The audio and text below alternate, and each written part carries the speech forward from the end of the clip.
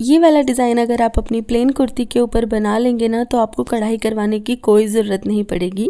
बहुत इजी तरीके से ये डिज़ाइन बनकर तैयार हो जाता है और बनने के बाद बिल्कुल रेडीमेड जैसी लुक ऐड कर देता है आपकी कुर्ती में। तो इसे बनाने के लिए मैंने 14.5 इंच लंबा और 7 इंच चौड़ा कपड़े का एक टुकड़ा लिया है और इसके पीछे फ्यूज़ पेपर चिपका लिया है। इसको मैंने बीच में से काट के 2 इक्वल पार्ट्स में डिवाइड कर लिया और अब इस तरह से इसके ऊपर हमें ऊन को स्टिच करना है। देखिए इस तरह से हमें डायगनली स्टिच करना है ऊन के धागों को। अब क्योंकि ऊन के धागे थोड़े से मोटे होते हैं ना तो इजीली इस तरह से सिले जाएंगे, लेकिन अगर आपके पास ऊन ना हो तो आप एंकर के थ्रेड का इस्तेमाल भी कर सकते हैं इसके ऊपर। तो इस तरीके से बिल्कुल बराबर दूरी पर हमें ऊन की डायगनल लाइंस को स्टिच कर देना है। ये देखिए इस तरह से मैंने दोनों पट्टियों पर ऊन की डायगनल लाइंस को सिल लिया है और अब इसके बीच में हमें एक प्लेन पट्टी को स्टिच करना है। अब ऊन वाली पट्टी के ऊपर हम प्लेन पट्टी को रखेंगे और इस तरह से सिलाई लगाएंगे एक पैर की दूरी पर।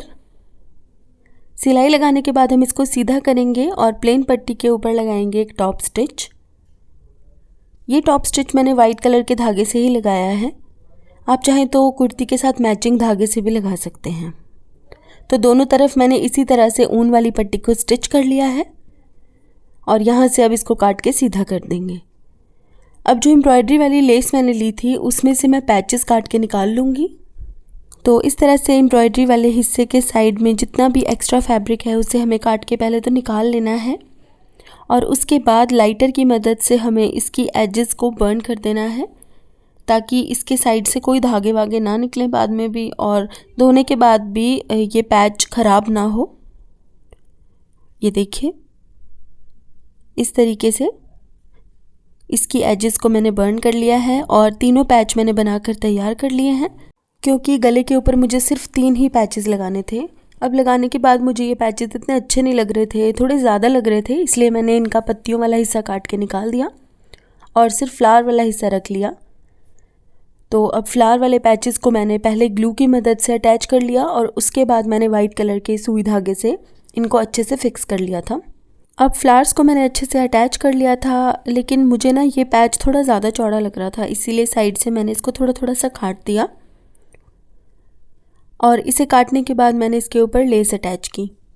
तो वाइट कलर की ही लेस मैंने ली इसके ऊपर अटैच करने के लिए भी। देखिए लेस को उल्टा करके मैंने रखा किनारी पर और इस तरह से सिलाई लगा दी। अब यहाँ पर आप उसी कलर की लेस और पैचेस का इस्तेमाल कीजिएगा जिस कलर की आप ऊन का यूज़ कर रहे हैं। तो लेस को मैंने अच्छे से सिल दिया और अब इसको सीधा करना है हमें और अच्छे से प्रेस कर देना है। तो यहाँ पर हमारा गले का पैच बनकर तैयार है और अब इस पैच को हम कुर्ती के फ्रंट पर अटैच करेंगे। देखिए बिल्कुल सेंटर में हमें इस पैच को सिल देना है और उसके बाद हमें इसके ऊपर गला बनाना है। आप चाहें तो इस पर नॉर्मल बुकरम वाला गला भी बना सकते हैं, लेकिन मैं इसके ऊपर पाइपिन वाला गला बना रही हूँ। तो गले की मेजरमेंट्स के हिसाब से पहले आप अपना राउंड नेक कट कर लीजिए इसके ऊपर बनाने के लिए और फिर इसके उल्टी तरफ से हमें उरेब पट्टी को थोड़ा खींचते हुए सिलना है।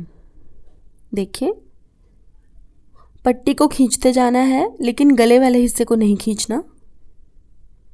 अब इसको सीधी तरफ फोल्ड करना है इस तरह और एक पाइपिंग बनाते हुए इसको अच्छे से सिलना है।